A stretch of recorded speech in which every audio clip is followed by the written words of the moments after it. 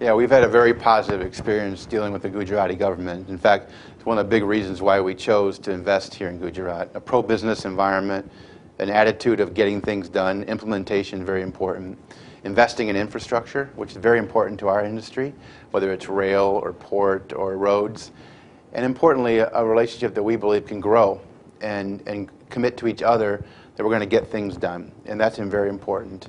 And so we've had a very positive experience, and we're looking forward to a partnership going forward.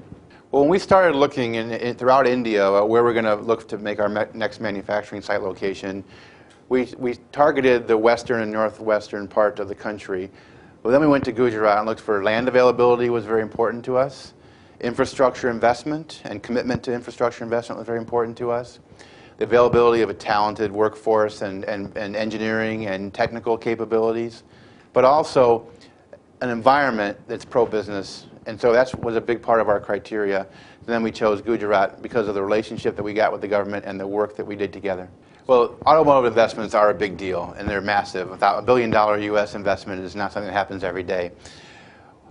The relationship with Gujarat was really, a big part was about getting things done. When we talked to people about, can you show us how we'll get access to the land? Can you show us what your infrastructure plans are? Can you show us how we can get decisions made quickly? That came back quickly to us as this is an environment where people are going to get things done and they know how to get things done. And that's very important to us because we can't afford delays when you're making investments like we are. So when I was talking to our team in India and they were talking about the site and talking about working with the government, a couple issues came up. And we went back and had a conversation with the government and we resolved those very quickly, and that gave us good confidence that we can work together going forward. Over the last 6 months or so, we did substantial analysis of options that we had, locations and et cetera. Then we brought a technical team in to look at the land that was available and the roads and logistical.